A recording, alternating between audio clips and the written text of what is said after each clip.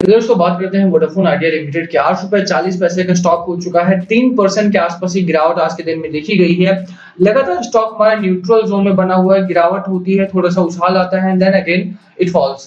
तो यहाँ के लिए अगर आप इसके चार्ट पैटर्न को देखोगे तो बहुत ही फ्लैट चार्ट्स बनते हैं, तो फ्लैट कैंडल्स बनती हैं हमारी, यानी कि मूवमेंट बिल्कुल नहीं थी पिछले दिनों। अब यहाँ पर कुछ एक दिनों से वॉल्यूम आना दोबारा से स्टार्ट हुआ है, जो कि एक अच्छी खबर है। भले ही गिरावट है, बट यहाँ पर अगर वॉल्यूम आ रहा है तो वो एक अच्छी खबर आप लोगों के लिए है। और क्यों है वो भी हम बात करेंगे। यहाँ पर आप देखिए कि वोडाफोन आइडिया में इस वीडियो में हम बात करने वाले हैं कि कुछ एक बड़ी खबरें आई हैं वोडाफोन से जुड़ी हुई।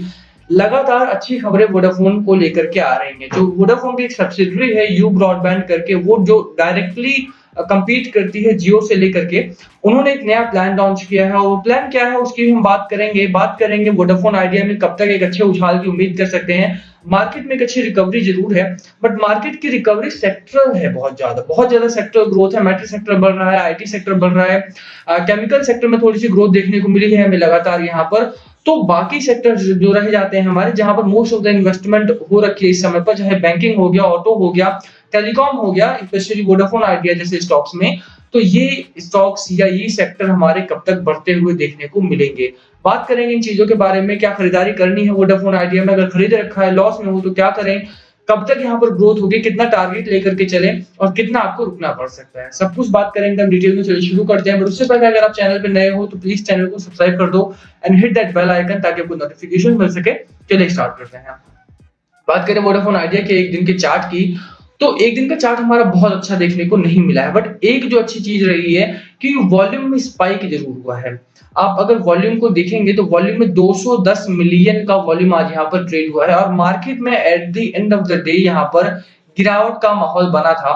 जैसे कि स्टार्ट बहुत अच्छा हुआ था हमारा, अब वो 15,000 गया, बट वहां सस्टेन नहीं हो पाया क्योंकि जो डर है, एक माहौल जो बना हुआ है इस समय पर बाजार का, वो सपोर्ट नहीं कर रहा है इस रैली को। कहीं ना कहीं आप खुद जानते हो कि कोविड की सिचुएशन जो है वो बहुत खराब है इस पॉइंट ऑफ टाइम पर। ऑक्सीजन हमारे पास अवेलेबल नहीं है, क्रूड ऑयल प्राइसेस के दाम बढ़ रहे हैं, लगातार लगातार रुपया डिप्रिशिएट हो रहा है, और इन सब के बीच में अगर स्टॉक मार्केट हमारा तेजी से बढ़ रहा है तो कहीं ना कहीं सेक्टरल ग्रोथ तो है ही, साथ ही साथ यहाँ पर आपको एक और चीज नोट करनी पड़ेगी कि जो रैली है हमारी वो सस्टेनेबल नहीं है, बहुत ज्यादा न्यूट्रल रैली है। लगातार आप देखिए, जो हम बात कर रहे थे कि 14,900 14,300 के बीच में, मोस्टली 14,800 को क्रॉस करता है, उसके बाद वापस आता है, तो वापस गिरावट के चांसेस बन जाते हैं।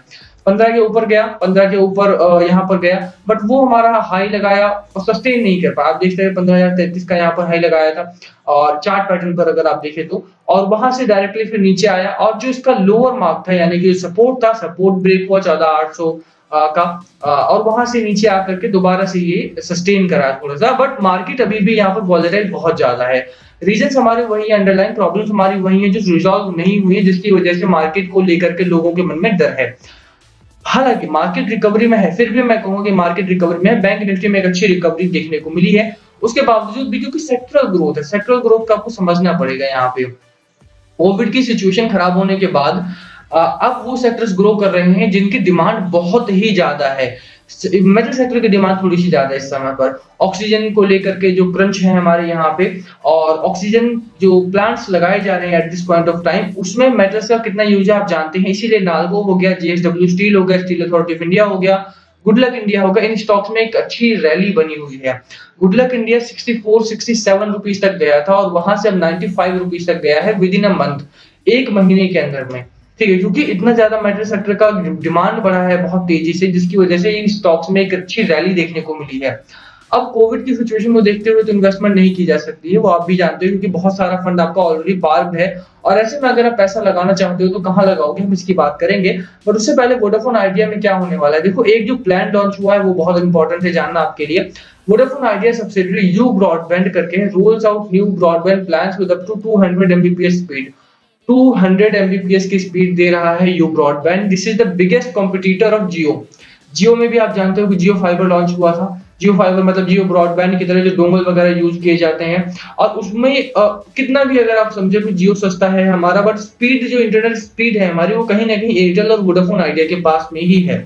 और अगर ऐसे में एक बड़ा प्लान लॉन्च होता है वोडाफोन की तरफ से, तो वो कस्टमर बेस गेन करने के काम आएगा, जो अब तक नहीं हुआ है। मुझे लगता है कि इस बार जो प्लान्स लॉन्च किए गए हैं, इस तिमाही में जो प्लान्स लॉन्च किए गए हैं, उसका बहुत अच्छा असर देखने को मिलेगा कस्टमर गेन में मोस्ट। भले ही क्वार्टर 4 का जो रिजल्ट है हमारा वो एक्सपेक्टेशन से मिस हो जाए, बट इस तरह के प्लान्स जरूर हेल्प करेंगे कस्टमर गेन में, जो कि बिगेस्ट गेन होगा हमारा इन टर्म्स ऑफ नंबर से भी इम्पोर्टेंट एक गेन हमारा ये होने वाला है कस्टमर गेन जो होगा हमारा, ठीक है।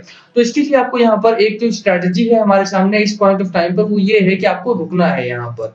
क्वार्टरली रिजल्ट्स में लगातार आप देखेंगे तो वॉलेटाइल मार्केट देखने को मिला है, ऑपरेटिंग प्रॉफिट हमारा लगातार बढ़ा है, मार्जिन हमारा लगातार बढ़ा है, तो डरने वाली बात नहीं है। इस बार भी एक अच्छे प्रॉफिट की यहाँ पर उम्मीद की जा रही है, हालांकि कस्टमर लॉस हुआ है इस बार भी, बट वो हमारा जो है वो कंसर्न का पॉइंट नहीं है। कंसर्न का पॉइंट इस समय पर ये है कि टेलीकॉम इंडस्ट्री में चाहे वोडाफोन आइडिया हो, चाहे एयरटेल हो, चाहे टाटा टेली सर्विसेज हो, इस सभी ही एजीआर से परेशान है। और वोडाफोन आइडिया की जो बात चल रही है कनाडा और नॉर्वे गवर्नमेंट से पेंशन फंड को लेकर के, वो भी एक बड़ी खबर है जिसके बारे में मैंने आपको इन्फॉर्म किया था।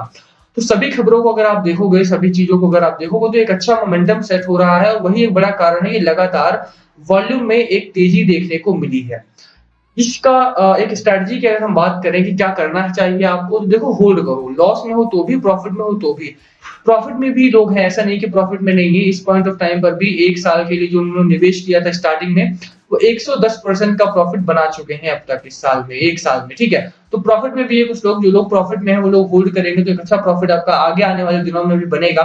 गिरावट हुई क्योंकि मार्केट ने सपोर्ट नहीं किया है, अंडरलाइन इश्यूज भी रहे हैं, चाहे एजीआर का पेमेंट रहा हो, चाहे फंड रेज की खबर रही हो। कंपनी लगातार फंड रेज को लेकर के परेशान है, लगातार काम कर रही है। अब वो फंड रेज अगर हो जाता है तो उससे एजीआर का पेमेंट हो जाएगा, एंड जो लगातार अच्छी खबरें हैं उनका असर मार्केट के सेंटिमेंट पर पड़ता हुआ देखने को मिलेगा।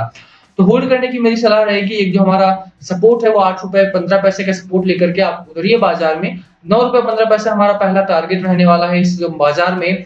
और अगर हम बाजार की बात करें, देखो बाजार रिकवरी में है, बाजार को लेकर के अदरवाइज इंटरप्रेट नहीं करना है क्योंकि सिचुएशन अभी भी खराब है, ठीक है। बट कॉन्फिडेंस थोड़ा सा रहना है कि गिरावट जो बात हो रही थी वो नहीं होगी, न्यूट्रल जोन में हमारा मार्केट रहेगा इस खराब सिचुएशन में भी। और अगर डीआईआई एफआईआई की बात करें यहाँ पर, तो लगातार वो लोग अपनी हिस्सेदारी बढ़ा रहे हैं बाजार में, और ये एक अच्छी खबर है। देखिए डीआईआई ने 436 करोड़ का माल खरीदा था, और एफआईआई ने भी कल के बाजार में 766 करोड़ का माल खरीदा था, और आज का बाजार देखकर भी साफ तौर पर लगता है कि बाजार में माल खरीदा गया है। तो लगातार अगर खरीदारी हो रही है तो ये एक अच्छी खबर है, और मुझे लगता है कि इन्हीं खबरों के बाद यहाँ पर एक अच्छे उछाल की भी उम्मीद कर सकते हो आप बाजार में। और टेलीकॉम इंडस्ट्री के भी दिन बदलेंगे जल्दी ही, घबराना नहीं है, संभल के चलना है, बाय नहीं करना है अभी स्टॉक में, बट बेचना भी नहीं है। नहीं बेचोगे तो यहाँ पर एक अच्छा खासा मुनाफा आप कमा करके लेकर के जाओगे इस स्टॉक से, ठीक है। तो वीडियो यहीं खत्म कर रहे हैं। वीडियो पसंद आई हो तो लाइक कर देना, चैनल पर नए हो सब्सक्राइब किए बिना मत जाना। Thank you for watching, and just कुछ पूछना हो तो प्लीज कमेंट बिलो, सभी कमेंट का रिप्लाई करने की कोशिश करेंगे। Thank you again.